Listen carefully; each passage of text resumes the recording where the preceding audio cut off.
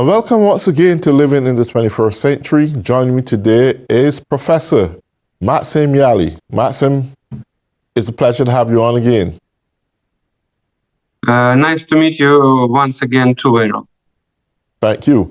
I want to go straight into these questions. The last conversation we had, we spoke about the Republicans gaining power in midterm election, and apparently they clinched the House for control. Now, we already heard Marjorie Taylor Greene indicating that they think it's time to cut support to Ukraine. Should this happen, what impact will this have on Ukraine? Well, you know, it's a nightmare for Ukraine, for Ukrainian people, because everybody knows that the biggest part, most of military and financial support were so urgently need now, and every day, unfortunately, more and more taken into account the damages Russian missiles make to Ukrainian economy infrastructure. Now, just, for example, find a friend who has electricity, because, for example, a day before yesterday, only a few hours, we had electricity during the day and night, just a few hours. And of course, it's difficult. And of course, we need the support to buy not only missiles, but also equipment to restore our energy system. But as for military effects, I would say, of course, we wouldn't have achieved later successes, victories, including the occupation of the only administrative regional center, Kherson. You know, Russians withdrew their troops from there, though they were preparing for defense for several months.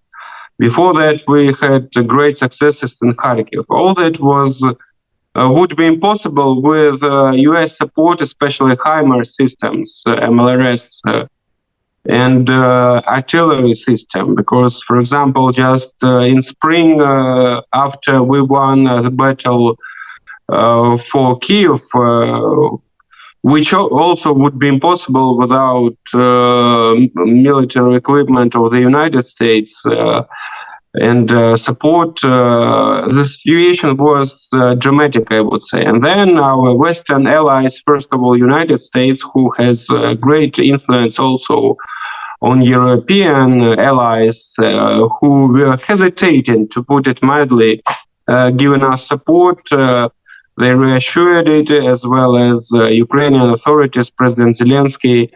And since then, after summer, in autumn, we are having counteroffensive, very good successes. So definitely, if this support will be cut off, of course, we shall not have other successes. Because, for example, until now, since the 24th of February, we managed to deoccupy only 52% of Ukrainian territories. So there is still a lot of things to do, and to deoccupy all Ukrainian territories, including my native city, Mariupol, and Crimea, which was occupied in 2014, which will be also very difficult, especially without military support. So definitely, if this nightmare happens, but I believe not, because, as we know, Democrats managed to keep control under the Senate. It's very important. Probably they will, in December the 6th, even win one more place, and even better its situation in comparison with 2 years before. But still, the most important, they keep the Senate. But in the House of Representatives, as we know, Republicans gain control. Actually, expectedly, usually I looked to the history of the elections in the United States. It was only 1 or 2 times since the end of Second World War when the president kept control under the both houses, I would say. So last time it was in 2006, no, 2002, but it was after the 11th of September terrorist attack, and then American people united and supported Republicans. And first of all, President Bush. Since then, any president, and before that actually, any president, any party, leading party was losing control. That's I would say, specialities of check and balance systems. But what we see now, coming back to your questions, after this week, just a few days ago, one of the first, I would say, not laws, but propositions, I would say. It was propositions of some Republicans to check up the assistance Ukrainian government has already given to Ukraine. And they blame that there is a corruption among Democrats, etc., etc. Usual talks we had during last at least half a year. I mean, you had, yes, and we were analyzing, me particularly. So these Trumpists, luckily, didn't win. As majority, well, I can't. MGT, I would say, to be short, her name, this congresswoman who stated that not a penny should be given to Ukraine just before midterms. Yes, she is still in Congress, and she was also, she still makes such statements. Of course, we perceive it negatively. But luckily, as I have mentioned, not all Republicans also have such views. And as you know, Absolutely. Since 2014, we've been having bipartisan support in Congress, and I hope we shall still have it. And luckily, that supporters of and representatives, I would say, not as many as could have been now in the House of Representatives and in the Senate. So we still keep our fingers crossed, and the most important, that President Biden stated that he will keep giving us support. We know that there is still another option, Plan B, so to say. Well, I believe... He has even... Sorry. Well, I believe Yeah. that NATO alliance and United States of America have a moral and economic obligation to uphold the democracy as NATO alliance remain the leaders of the free world. It's imperative that they win this war. As strange as it may seem, we have China looking seriously at Taiwan. They're monitoring how the NATO nations will operate, and the United States of America. And we still have North Korea doing their things. The reality is that if America fails to go through and represent Ukraine in this time, it's very importantly that they do, because Russia can't get the victory.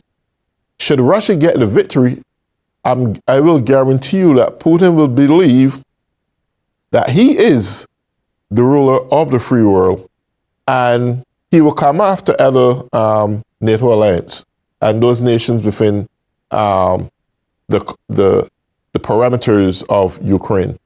So I think for that reason it's imperative, despite of what Marjorie Taylor Greene may say,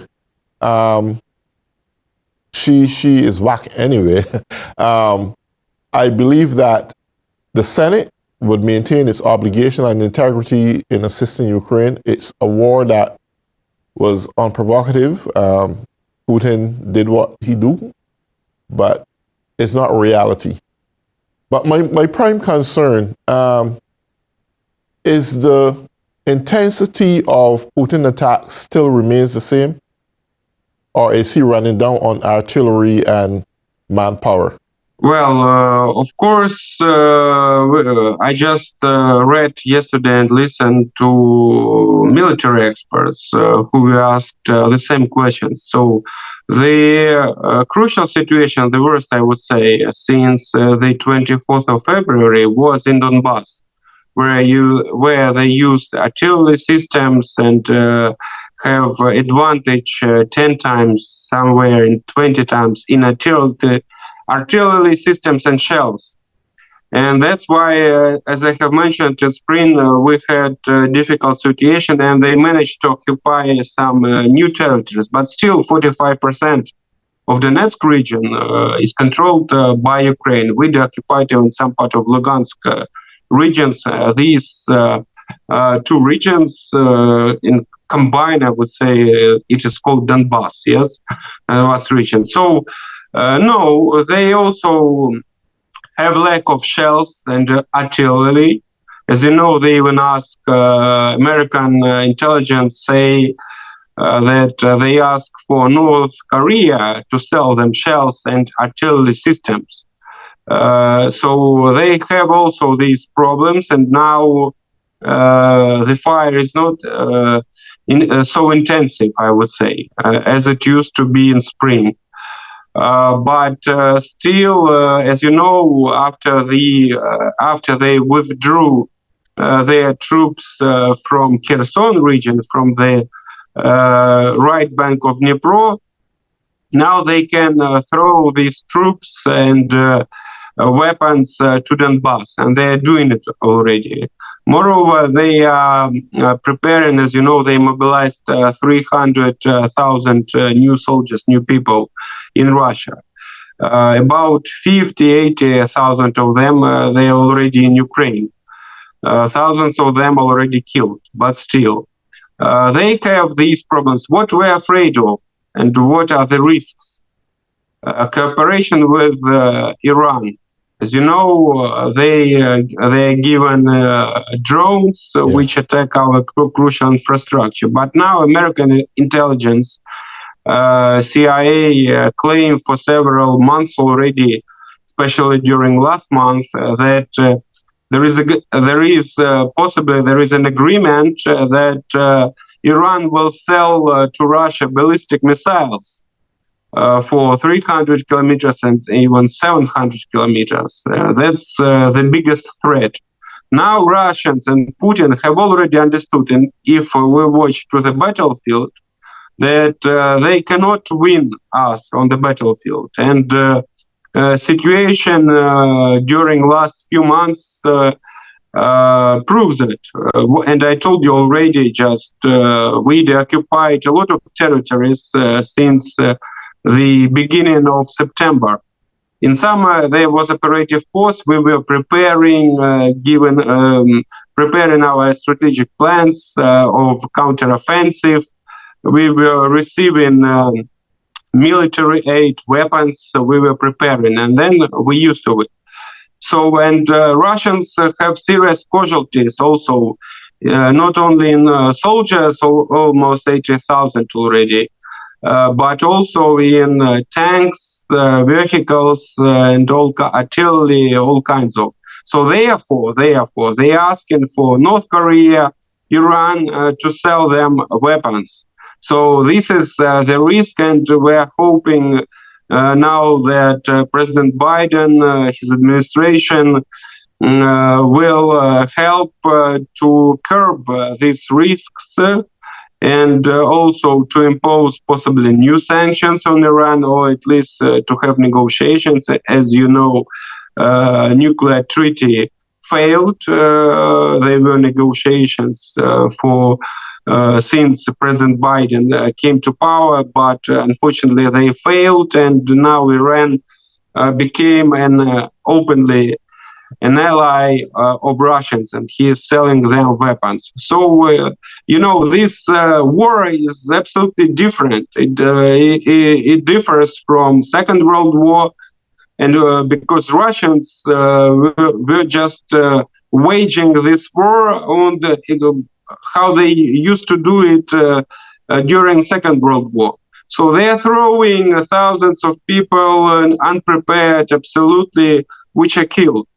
So now it's weapons absolutely different. We have drones, intelligence, and we have support, and precise weapons, HIMARS, as I have mentioned, in comparison with the Soviet systems, absolutely different results. And it helps us till now, and it helped us to reach these results. But the problem is that for Putin, it's an eco-nothing state. He cannot lose this war, because otherwise he will lose power, probably life as well, as Gaddafi, for example, did, as Saddam Hussein and all other dictators. One thing I don't seem to understand, if Ukraine want to end this war now, they can, providing that they have access to long-range missiles that you can hit deep in the belly of Russia and dismantle some of their sites and so forth. What do you think U.S. and its allies are so reluctant in giving long-range missiles that you can actually end this war? Good questions. Of course, we are asking, and we are ready to give our authorities, generals are ready to give guarantees that we shall not use it on the Russian territory, because President Biden has stated already, and many other officials, they are afraid that it will lead to escalation of the conflict. Then Russians, they are threatening that in this case they will consider NATO and the United States, of course, as the participant of this war. And then, as you know, the propagandists and even officials, deputies, MPs, etc., threatening to use nuclear weapons. And unfortunately, Western politicians are afraid of it, not only American, but European as well. But of course, it would help us a lot to finish this war much quicker and with less casualties. As you know, we used already even Ukrainian weapons, due to official information, in Crimea and on the airport, and it was great effect. And ex-president of Russia, Medvedev, who is now deputy head of National Security Council, before just even the beginning of the war and in spring, was threatening, if we attack Crimea, then it will be nuclear apocalypse, and they will use nuclear weapons. But nothing happened. Right. So we already have proofs. But that's why this question we are asking, and Ukrainian people are asking, okay, you see, we already practice this. Okay, we're not going to occupy Russian territories. We just want to deoccupy our territories and win this war, and we want the aggressor to withdraw their troops. And of course, we need long-range missiles for that, to eliminate logistic supplies, etc., etc. But on Ukrainian territory.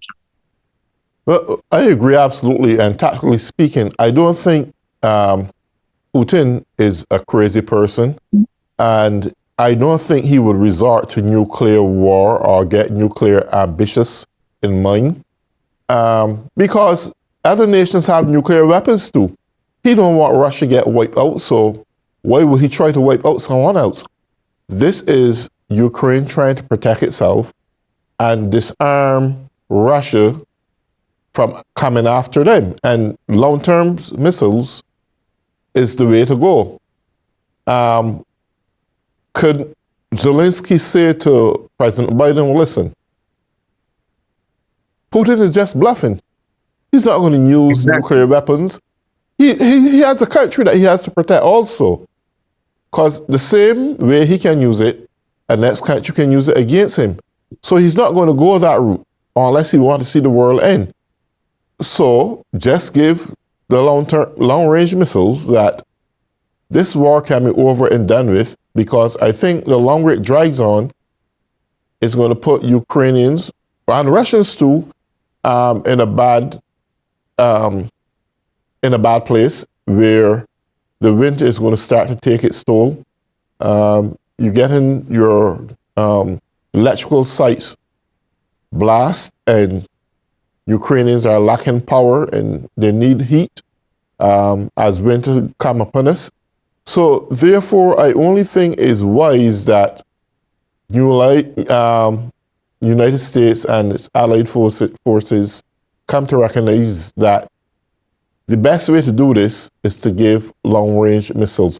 They're thinking that this will start Armageddon or World War III, but I don't think so. That's my opinion.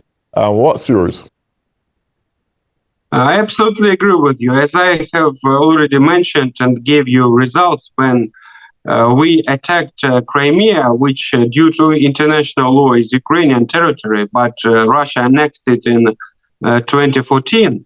And they were also threatening before officials, his, I would say, right hand of Putin, ex-president Medvedev, who was also prime minister, just in last year, he was substituted. For all that years, for 20 years, he is number two, I would say, person. He was either prime minister or even president. So he was threatening to use nuclear weapons, but they didn't. So it proves that they were bluffing. Unfortunately, what a lot of politicians in the United States and European Union do not understand that bluffing is the main policy of Putin. It is about mentality, where he was brought up in the suburbs of the St. Petersburg in that times, where there were a lot of bandits, and he was a small boy. He was beaten. It's about psychology already. But what is more important, his bluffing was successful for many years. And since 2014, when he occupied Crimea, and since he began aggression in Donbass in 2014, more than 13,000 people were killed, mostly in Ukraine, particularly during 2014-2015. He was bluffing, and everybody knew it was Russia. Everybody knew it was Russian troops. But everybody pretended that it was a civil conflict in Ukraine, which was absolutely wrong. European allies pressed on us to sign these Minsk agreements, due to which it was a civil conflict, though there were plenty of troops, or not only of weapons, but of soldiers in Ukraine. We captured them. They were given they were stating that they were Russian soldiers in 2014, but everybody preferred to close the eyes. For example, President Obama forbade to give us any weapons after occupation of Crimea, when there was already bloodshed in Donbass. And sanctions were not serious. And therefore, Putin thought, okay, I can do what I want. They will will not react. Bluffing is enough. And unfortunately, for many years, it was like this, because I want to underline once again, this war started in 2014. And about 14,000 people, Ukrainians, were killed since then. And it didn't stop. And therefore, he thought, okay, there will be no reactions, there will be no military assistance. And therefore, he started full-scale war and invasion. Luckily, now it's President Biden who knows him very well, and also not as quick as possible, started giving us artillery and more important HIMARS, MLRS, which showed with the help of Ukrainian soldiers such a effectiveness. Everybody knows and everybody says, wow, it's very cool. Everybody thought it was the second army in the world, Russian. Now we see they're withdrawing. They are killed every day, thousands, just hundreds, sometimes thousands already, 800,000 people. And we see now how they withdraw. They managed to occupy a lot of territories in the south during the first days. Now that's what we're doing. And they came up to, in the north, which were already deoccupied. But still, what we see from the point of view of military analytics, they already lost. They already lost this war. But the problem is that Putin understands that if he says, okay, it was my mistake, it was not special operation, military, we didn't reach our goals, we didn't occupy Ukraine, sorry, it will be the end of his power. Yes. And probably now there are a lot of such news in American media, you know, Washington Post, New York Times, lately, even General Milley said, okay, we need to use this window of opportunities, meaning winter, when there probably will be operative force, because, for example, now it's snow already. Winter has come to Ukraine for negotiations. So Well, they are afraid for escalation. Yes, we just ran